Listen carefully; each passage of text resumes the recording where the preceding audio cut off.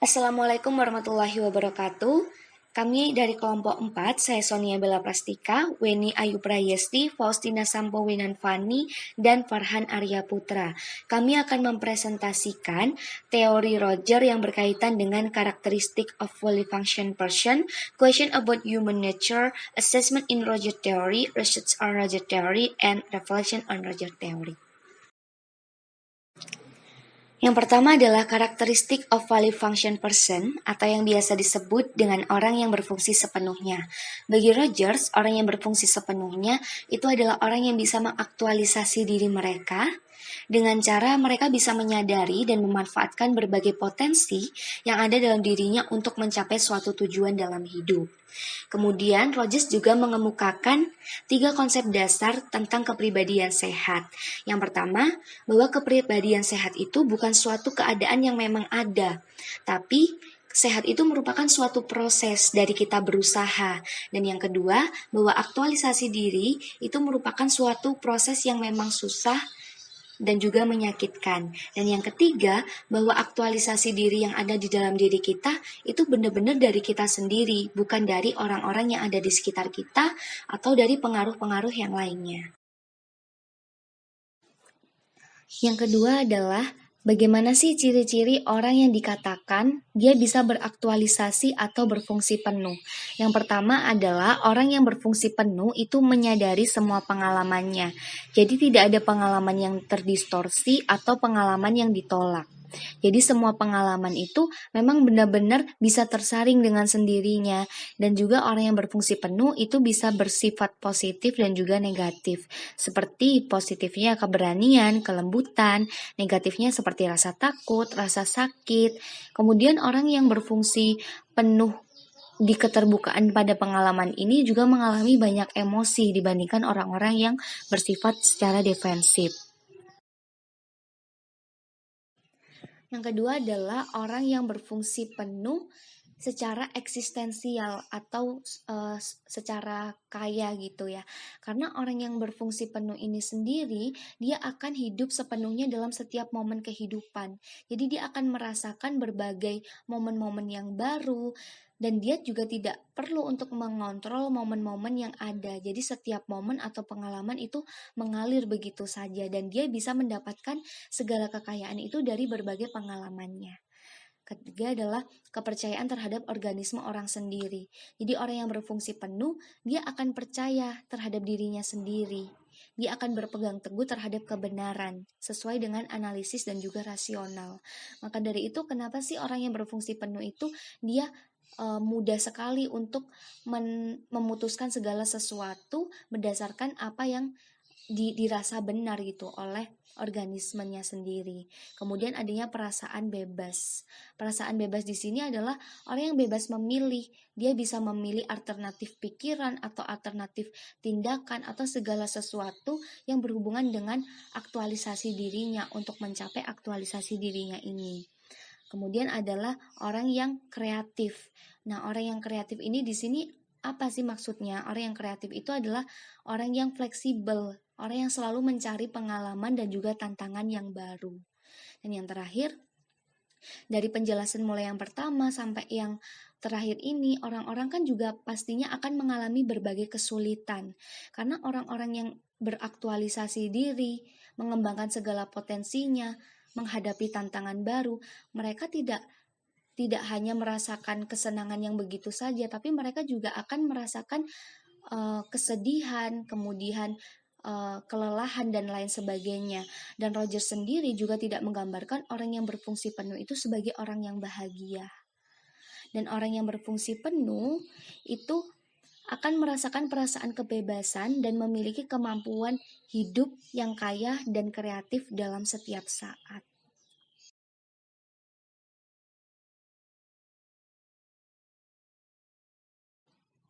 Kemudian terkait question about human nature atau perasaan tentang sifat manusia. Roger sendiri mengatakan bahwa pengalaman masa kecil itu memang mempengaruhi kepribadian. Tapi pengalaman di kemudian hari itu juga berpengaruh lebih besar daripada masa kecil. Bahkan perasaan kita saat ini itu bahkan lebih penting dibandingkan dari peristiwa-peristiwa di masa lalu. Rogers juga mengatakan bahwa dasarnya kita ini memiliki sifat yang sehat dan kecenderungan bawaan untuk tumbuh dan memenuhi potensi dalam diri kita. Hanya bagaimana cara kita bisa mengaktualisasikan diri kita. Kemudian dorongan untuk menjadi orang yang berfungsi penuh itu juga akan bermanfaat bagi masyarakat. Sebagai lebih banyak orang dalam budaya tertentu menjadi aktualisasi diri untuk perbaikan masyarakat yang sebagaimana akan secara alami mengikuti. Pada slide kali ini, saya akan menjelaskan tentang asesmen dalam teori Rogers. Menurut Rogers, satu-satunya cara untuk menilai kepribadian seseorang adalah dengan melihat pengalaman subjektif seseorang, peristiwa dalam kehidupan seseorang saat dia memandangnya dan menerimanya sebagai suatu kenyataan. Rogers menyatakan bahwa kliennya memiliki kemampuan untuk memeriksa akar masalah mereka dan untuk mengarahkan pertumbuhan kepribadian yang telah terhambat oleh beberapa ketidaksesuaian antara konsep diri mereka dan pengalaman mereka.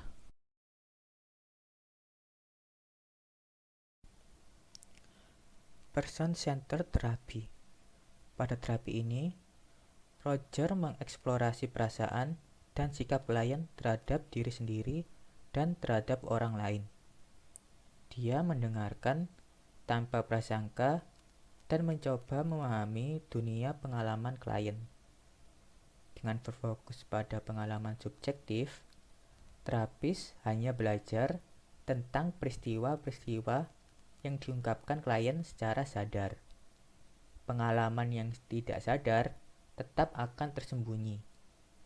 Pengalaman yang secara tidak sadar seorang klien ini dapat menjadi kesimpulan yang menarik menurut proyeksi terapis dari pengalaman hidup klien.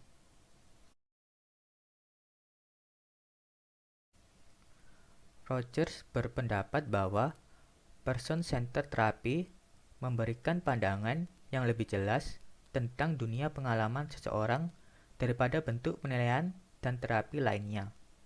Jadi, terapis memberikan perhatian positif pada klien dan tidak menawarkan penilaian tentang perilaku atau saran tentang bagaimana berperilaku. Semuanya berpusat pada klien, termasuk tanggung jawab untuk mengubah perilaku dan mengevaluasi kembali hubungan. Roger menentang teknik penilaian seperti asosiasi bebas, analisis mimpi, dan sejarah kasus. Dia percaya hal tersebut dapat membuat klien bergantung pada terapis yang kemudian mengasumsikan aura keahlian dan otoritas. Teknik-teknik ini menghilangkan respon pribadi dari klien dengan memberi mereka kesan bahwa terapis tahu semua tentang mereka. Klien dapat menyimpulkan bahwa terapis akan memecahkan masalah mereka dan yang perlu mereka lakukan hanyalah duduk dan mengikuti instruksi ahli. Encounter groups. Roger menunjukkan bahwa person-centered therapy ini dapat membantu individu yang tidak berhubungan dengan perasaan mereka dan tertutup terhadap pengalaman hidup. Melalui terapi proses ini, seseorang bisa mengembangkan atau mendapatkan kembali fleksibilitas, spontanitas, dan keterbukaan. Rogers mengembangkan teknik kelompok di mana mereka dapat belajar lebih banyak tentang diri mereka sendiri dan bagaimana mereka berhubungan dengan atau bertemu satu sama lain. Dia menyebutkan pendekatan ini sebagai encounter group atau kelompok pertemuan. Ukuran kelompok ini berkisar antara 8 hingga 15 orang. Mereka biasanya bertemu 20-60 jam dalam beberapa sesi.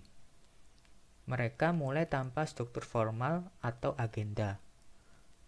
Fasilitator kelompok bukanlah pemimpin dalam hal ini. Dia menetapkan suasana di mana kelompok anggota dapat mengekspresikan diri dan fokus pada bagaimana orang lain memandang mereka. Tugas fasilitator ini adalah untuk memudahkan anggota untuk mencapai wawasan diri dan menjadi lebih berfungsi. Roger percaya bahwa sebagian besar peserta akan menjadi lebih berfungsi.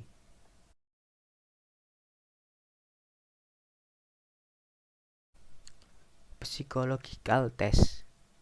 Roger tidak menggunakan tes psikologis untuk menilai kepribadian dan juga tidak mengembangkan tes apapun. Namun, psikolog lain yang telah merancang tes untuk mengukur aspek dunia pengalaman. Seperti yang pertama, The Experience Inventory menurut Cowan. Tes ini seperti kuesioner laporan diri untuk menilai keterbukaan atau penerimaan terhadap pengalaman, serta karakteristik orang yang telah berfungsi secara penuh. Yang kedua, The Experiencing Skill menurut Genlin dan Tomlinson. Tes ini merupakan cara mengukur tingkat kepercayaan diri kita. Orang yang dinilai oleh tes ini tidak merespons secara langsung. Mereka mungkin berbicara tentang apapun yang mereka pilih dan komentar rekaman mereka kemudian dinilai untuk tingkat kepercayaan diri. Pada skala pengalaman atau The Experiencing Scale ini telah digunakan bersamaan dengan person-centered therapy. Sebagai contoh, satu studi kasus melaporkan bahwa orang yang membuat perbaikan terbesar selama terapi mengungkapkan peningkatan kepercayaan diri dari sebelum terapi hingga selesai terapi. Penelitian tentang Rogers Theory. Rogers percaya bahwa wawancara yang berpusat pada klien memiliki nilai yang lebih besar daripada metode eksperimen. Rogers tidak menggunakan metode laboratorium untuk mengumpulkan data tentang kepribadian. Dia menggunakannya untuk mencoba memverifikasi dan mengkonfirmasi pengamatan klinisnya. Mengevaluasi terapi yang berpusat pada manusia. Rogers dan rekan-rekannya juga mempelajari bagaimana konsep diri dapat berubah selama terapi dengan menggunakan teknik kualitatif dan kuantitatif, meskipun Rogers mengklaim dirinya bukan ilmuwan. Sebagian besar penelitian menggunakan teknik Key-Sort, prosedur yang dikembangkan oleh William Stevenson. Pengurutan key dapat digunakan dalam beberapa cara, misalnya setelah mengurutkan pernyataan-pernyataan berdasarkan persepsi diri, klien dapat diminta untuk mengurutkan pernyataan-pernyataan yang sama berdasarkan diri ideal. Dengan menerapkan metode korelasional, Rogers menggunakan tanggapan Key-Sort untuk menentukan seberapa dekat citra diri klien atau kondisi yang dirasakan yang berhubungan dengan diri ideal. Rogers juga mencatat seberapa besar konsep diri berubah dari periode sebelum terapi ke periode setelah terapi. Keterbukaan terhadap pengalaman. Hasil penelitian menunjukkan bahwa subjek lebih lambat untuk memahami kata-kata yang mengancam daripada kata-kata netral. Tetapi respon ini lebih ditandai pada subjek defensif dari kelompok yang kurang dapat menyesuaikan diri. Pertahanan persepsi yang berkurang secara signifikan ditunjukkan oleh orang-orang dalam kelompok yang memiliki penyesuaian baik, yang dianggap lebih sehat secara psikologis. Individu yang menerima semua pengalaman dengan fleksibel dapat selalu timbul persepsi baru. Dengan demikian, ia akan mengalami banyak emosi, baik yang positif maupun negatif. Baik, pada kali ini saya akan menjelaskan mengenai penerimaan diri dan penyesuaian emosional.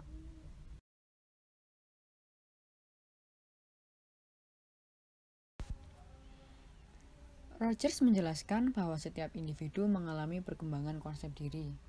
Konsep diri itu sendiri dibagi menjadi dua, yakni ada konsep diri real, yaitu kondisi yang dipersepsikan individu pada saat ini, dan konsep diri ideal, yaitu kondisi yang diharapkan oleh individu. Terbentuknya konsep diri ini membutuhkan adanya positive regard atau penghargaan positif. Bisa berupa penerimaan diri, mendapatkan cinta dan kasih sayang yang berasal dari orang lain, khususnya dari orang tua. Anak yang tumbuh dengan mendapatkan positive regard dari orang tua cenderung memiliki tingkat kepercayaan diri yang tinggi. Penghargaan yang mereka terima memunculkan rasa dalam diri mereka bahwa mereka merasa berguna, mereka merasa berharga, dan mereka lebih dapat memaksimalkan potensi dan kreativitas mereka karena mereka tidak memiliki ketakutan bahwa dirinya akan mendapatkan penolakan. Sebaliknya, anak yang tidak mendapatkan penghargaan positif baik dari orang tua maupun dari lingkungannya, mereka akan merasa lebih mudah frustasi karena menganggap bahwa dirinya tidak berharga. Oleh karena itu, positive regard memiliki peran yang penting dalam aktualisasi diri dan konsep individu. Rogers juga menggunakan istilah unconditional regard sebagai penghargaan yang diberikan secara penuh atau tulus kepada individu tanpa melihat bagaimana perilakunya saat ini. Contohnya, seorang ibu yang mencintai anaknya sepenuh hati, tidak peduli seberapa nakal anaknya.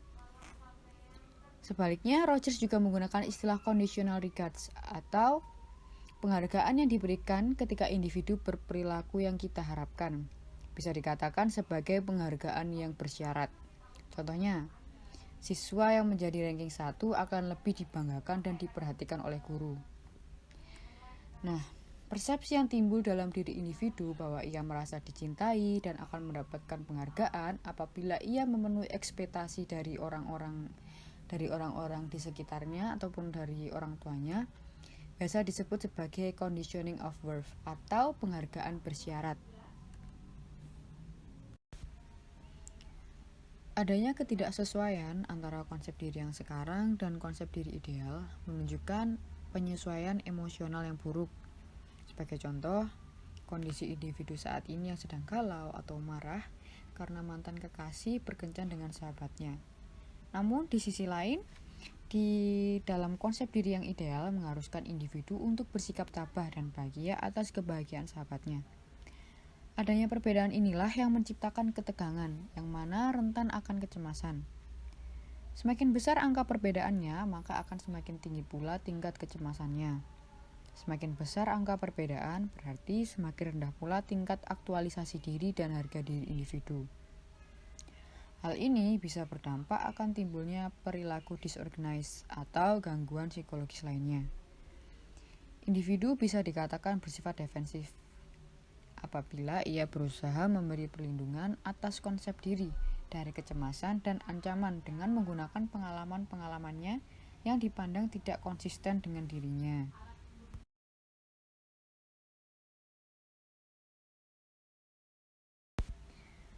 Sifat defensif yang dimunculkan oleh individu ini bisa berupa distori dan denial atau sebuah penangkalan, yang mana tujuannya untuk mempertahankan persepsi individu atas pengalamannya agar tetap konsisten dengan konsep dirinya. Person-centered therapy yang dikembangkan oleh Rogers memiliki pendekatan yang berpusat pada klien, yang mana terapis bertindak hanya sebagai model untuk komunikasi, tidak untuk memberikan jawaban. Rogers percaya bahwa individu memiliki kekuatan masing-masing untuk menyembuhkan diri sendiri, sehingga orientasi kesembuhan tidak sepenuhnya ada pada diri terapis. Menurut Rogers, seorang terapis harus memiliki 3 elemen dasar. Yang pertama, empathic listening, yang mana seorang terapis harus melihat segala hal dari sudut pandang klien. Yang kedua ada kongruen, yakni terapis memiliki beragam emosi dan bersedia mengalaminya dalam keadaan sadar dan mengekspresikannya secara tulus atau terbuka. Dan yang terakhir, unconditional positive regard, yang mana terapis menunjukkan kehangatan dan penerimaan, serta membebaskan klien untuk menjadi diri sendiri tanpa penilaian atau pembatasan. Tujuan terapi ini tak lain adalah agar klien menjadi kongruen dan lebih terbuka pada perasaannya sendiri dan pengalaman-pengalamannya untuk mencapai aktualisasi diri.